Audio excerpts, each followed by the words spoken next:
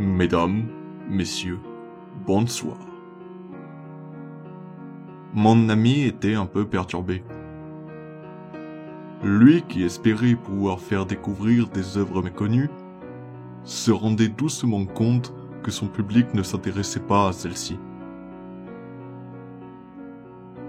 Pourquoi ? Que devait-il faire ? Tellement de mangas qu'il souhaitait présenter, pour quel résultat ?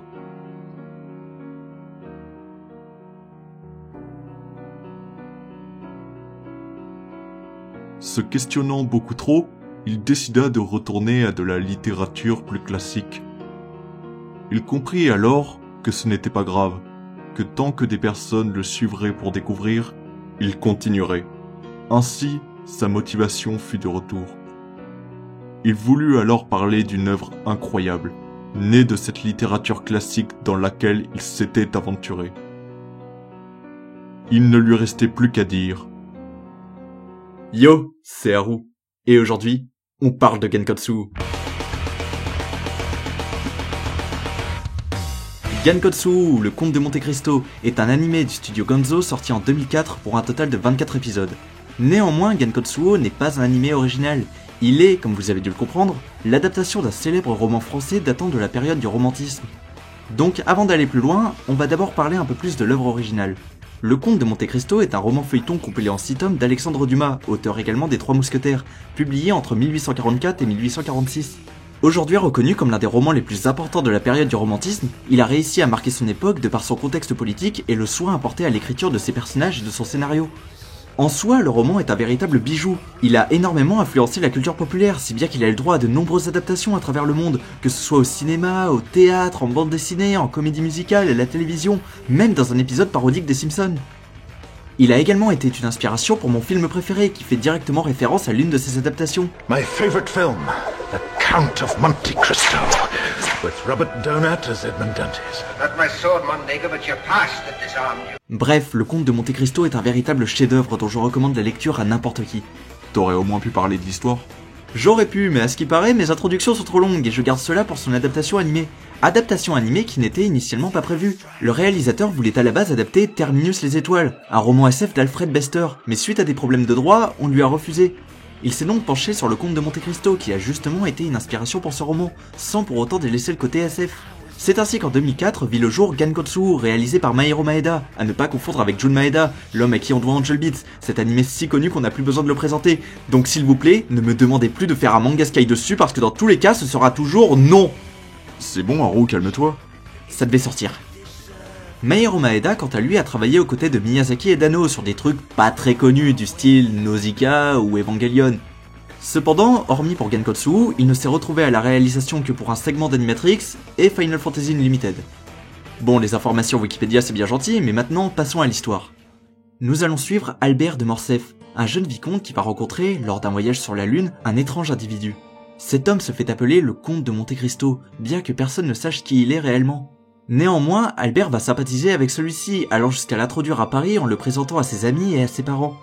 Cependant, si Albert n'était en réalité qu'un pion pour Monte Cristo, un pion pour lui permettre de réaliser une vengeance qui trouverait ses origines plusieurs années avant sa naissance.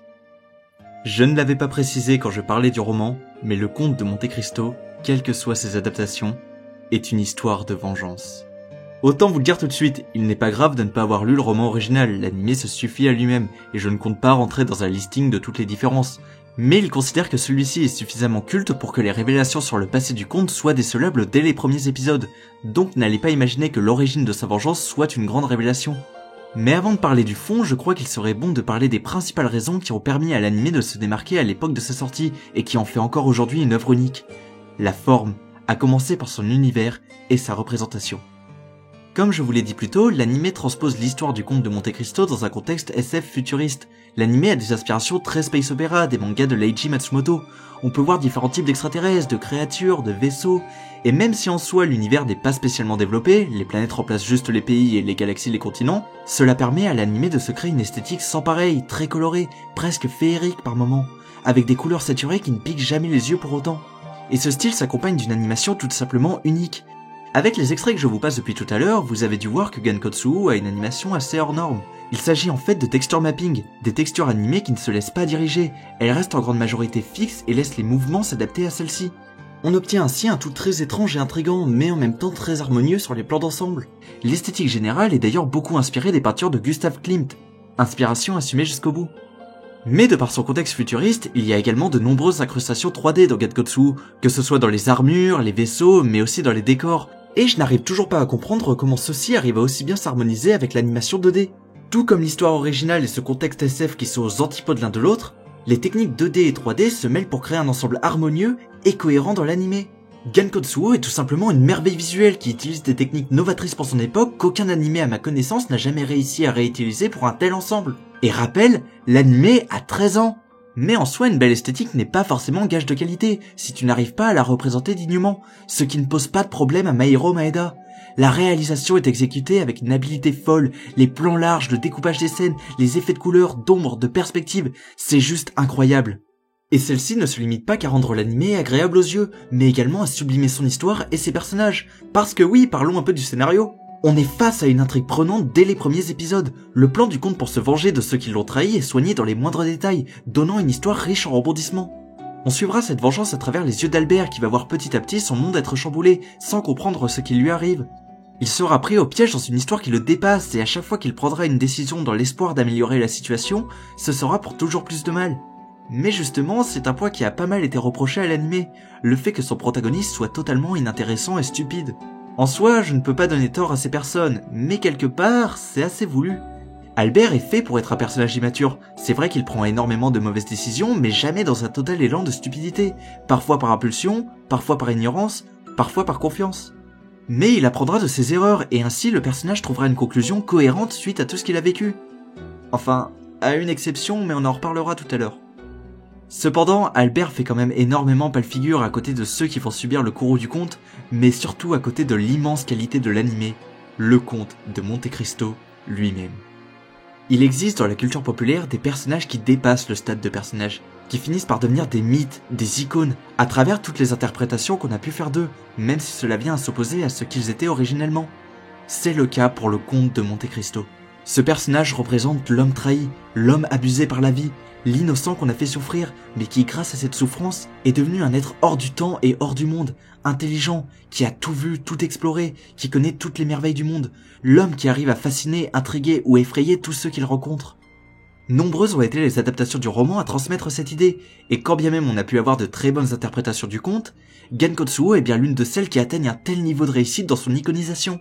Le conte est représenté et vu sous de nombreux aspects dans cette série. Un être fascinant, unique dans l'univers, qui est capable de changer quiconque le côtoie. Une créature maléfique, indescriptible, se cachant derrière des attitudes humaines.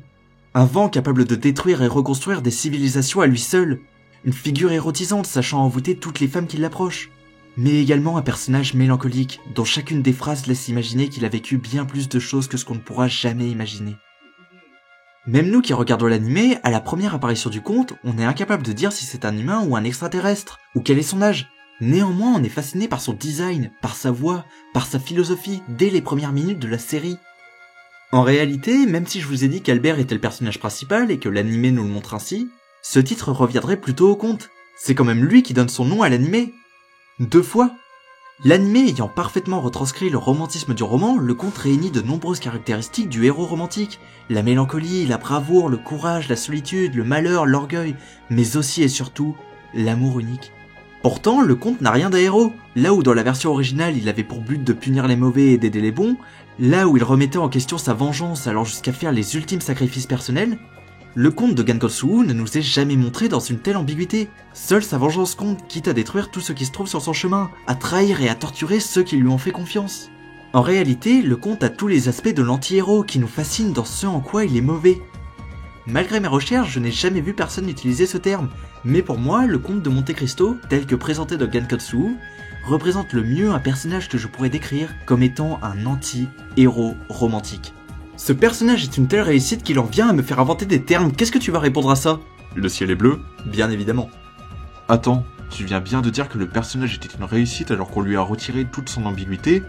T'es en train d'affirmer qu'unilatéraliser le personnage a été une bonne chose? Ben c'est vrai qu'au premier abord, on pourrait croire que c'est pour un mal. Mais pas là. Car comme je le disais plus tôt, Gankotsuo iconise ses personnages, pas uniquement le conte, mais également les hommes qu'il souhaite atteindre et qui représentent chacun une facette du monde, le pouvoir, l'argent et la justice. Ainsi, le conte ira dans des extrêmes pour faire plier ces différentes figures. Ouais, l'anime se montre par moments très cru et va bien plus loin que ce qu'on pourrait imaginer. Il sort alors de l'adaptation toute bête et trouve d'autres inspirations pour marquer symboliquement les vengeances. L'une d'entre elles, par exemple, est le mythe de Midas. Et sur ce point, on peut saluer la réalisation que je félicitais déjà plus tôt, qui arrive à faire ressortir la puissance des différentes scènes, allant jusqu'à en entrecroiser plusieurs dans un rythme qui s'accélère toujours plus, toujours avec l'OST adéquate. Mais l'autre raison pour laquelle je trouve que, simplifier entre guillemets, l'écriture du conte a été un très bon choix, c'est que cela permet à l'anime de renforcer les thématiques qu'il met en avant. En effet, le comte de Monte Cristo est un personnage qui, à lui seul, représente ce qu'est la série. Une ode à la vengeance et à l'amour. Ces deux facettes du conte sont mises en avant dès l'opening et l'ending, qui étrangement ne sont pas placées là où on pourrait s'y attendre. Généralement, les openings, en comparaison des endings, sont des musiques dynamiques et énergiques, mais l'opening de Gankotsuo, We Were Lovers, est bien plus posé, calme et mélancolique. Il représente les pensées du conte, son amour, les sentiments qui l'ont mené à devenir celui qu'il est. Bref, son passé, que l'on peut écouter avant même de voir le premier épisode. De plus, le fait que la chanson soit en anglais, langue universelle, prouve une nouvelle fois que son passé et le motif de sa vengeance ne sont pas faits pour être de grandes révélations dans la série, mais un déclencheur. Les paroles nous racontent littéralement ce qui lui est arrivé. Cette ambition est d'ailleurs renforcée grâce au visuel tout en sépia, avec des actions très découpées pour donner cette impression de passé, avant justement de repasser à la couleur et à une animation bien plus fluide à la fin. Ce qui est le total opposé de l'ending You Won't See Me Coming, qui surprend de par son énergie à chaque fin d'épisode, comme l'indique son titre, et qui lui marque l'envie de vengeance du conte, plein de fureur, de rage que les personnages ne voient pas arriver. Cette fois l'esthétique est bien plus colorée, le clip bien plus rapide, trop rapide, si bien qu'on n'arrive pas à comprendre ce qu'il se passe. Mais on arrive malgré tout à discerner l'ombre du conte, toujours avec un regard qui montre que lui sait ce qui est en train d'arriver, alors que les personnages présents n'ont pas le temps de l'imaginer. L'ensemble de sa vengeance est imagé dans les moindres détails, détails que lui seul connaît et contrôle. T'as vraiment fait tout un argumentaire sur l'opening et l'ending? Contrairement à ce que beaucoup de gens peuvent penser, opening et ending peuvent avoir une véritable volonté artistique dans un anime. Mais revenons-en à cette autre thématique mise en avant dans la série, celle de l'amour. Dans la pure tradition du romantisme, l'amour est montré de manière extrêmement romancée. Dans l'anime, il est une force ultime, un pouvoir unissant deux êtres qui ne peut être brisé, et est représenté de plusieurs manières au travers des différents personnages. Il y a d'une part des romances assez classiques, avec des personnages qui vont progressivement découvrir leurs sentiments et se battre pour pouvoir vivre heureux avec la personne qu'ils aiment. Mais on a également des amours plus subtils, qui ne nous sont pas montrés explicitement, et qui se manifestent par des petits détails. Ainsi, l'anime aborde des sujets bien plus larges, par exemple celui de la lutte des classes. À partir du moment où un personnage est noble dans la série, il ne peut même pas espérer épouser une personne d'une classe inférieure, ou de sa propre classe si son mariage n'a aucun intérêt pour ses parents. L'anime utilise alors ces thématiques pour marquer une opposition entre les personnages adultes et les personnages enfants. Enfin, enfants, tout est relatif. Là où les adultes seront montrés dans leur tort, ayant chacun des choses à se reprocher, et qui vont subir le karma de leurs erreurs, les jeunes montreront un message d'espoir. Ils lutteront contre leur situation et les malheurs qui apporteront la vengeance du conte. Ils feront bien sûr des erreurs, se confronteront les uns aux autres et ne sortiront pas tous indemnes de ce qui leur arrivera. Mais Gankotsuo garde quand même ce message d'espoir. Attendre et espérer. Et tiens, tant qu'on est à parler d'eux, bien que je vous ai beaucoup parlé du conte et que j'ai un peu critiqué Albert, les autres personnages sont tous intéressants et bien plus ambigus que le conte. Je ne vais pas vous faire la liste de chacun d'entre eux, je vous laisse les découvrir par vous-même, mais chacun apporte à l'histoire et a son utilité autant dans l'intrigue que dans les messages. Alors, quelle autre qualité peut-on trouver à Gankotsuo ? On peut parler des OST qui subliment les scènes, mêlant des inspirations classiques et futuristes, certaines d'entre elles chantées par Jean-Jacques Burnel, membre du groupe The Stranglers, ou des anachronismes bien fichus changeant le contexte politique du roman pour l'adapter à son univers SF. On peut, mais je pense que je dois être totalement sincère et que je me dois de vous parler des défauts de l'anime. Car ouais, il y en a quelques-uns. Bon, étant donné que j'ai déjà mentionné le cas d'Albert, on va passer aux autres points qui clochent. Déjà, il y a quelques éléments qui sont assez mal introduits. L'un des gros points forts concernant l'anime que j'ai pu lire un peu partout sur le net, c'est qu'il est très fidèle sur l'adaptation au roman de Dumas, et que ses prises de liberté sont toujours justifiées. Mais le roman est tout de même bien garni, 1200 pages. Donc il y a des éléments qui sont introduits de manière un peu hasardeuse. On ne sait pas d'où ça sort, ni comment les personnages ont pu être mis au courant. Avec ce reproche, je vise notamment le personnage de Benedetto. Quand vous découvrirez qui il est, la question que vous serez en droit de vous poser c'est... comment le conte a-t-il fait pour connaître ses origines? Autre point que je peux reprocher, c'est la gestion de la temporalité dans certaines scènes. Il n'y a pas à dire, l'anime a un rythme juste excellent, que ce soit dans les scènes de tension ou les scènes angoissantes, tout est calculé dans la réalisation pour qu'elle marche. Mais prenez par exemple l'épisode 9, au niveau de l'espace-temps, c'est un vrai fouillis. Les personnages sont quelque part alors qu'ils devraient être ailleurs, on ne sait même plus quand l'action se déroule, ça devient assez compliqué à suivre. Cependant, ces deux points ne gênent pas tant que ça le visionnage, ça reste moi qui cherche la petite bête. Contrairement aux reproches qu'on peut le plus entendre dès que l'on parle de Gankotsu, sa fin. En effet, la résolution de l'anime est assez niaise, s'oppose avec beaucoup de ce qui a été fait avant, et, à cause de la stupidité d'Albert, est à la fois peu crédible et presque incohérente dans la finalité de certains personnages. En soi, l'intégralité de la fin n'est pas mauvaise, c'est juste l'ultime résolution qui, malgré qu'elle soit dans la continuité des thématiques de la série, est presque ridicule. Donc quand tu as ce genre de finalité après un climax qui frôlait la perfection, tu peux grincer des dents.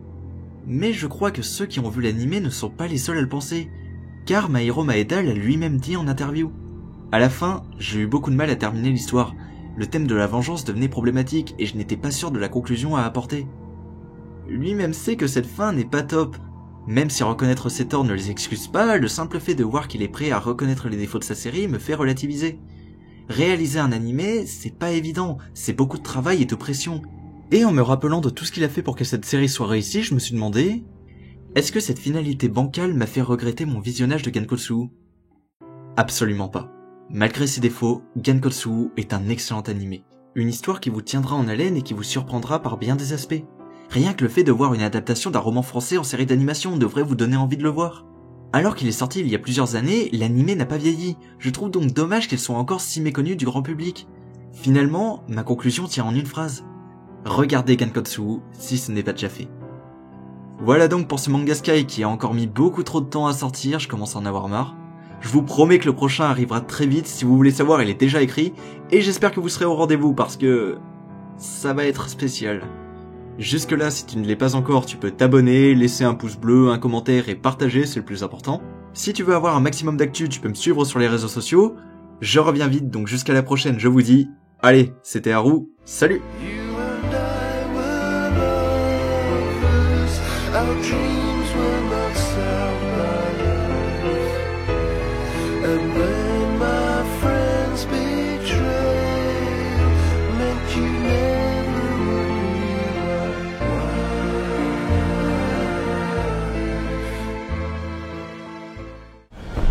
Who was he?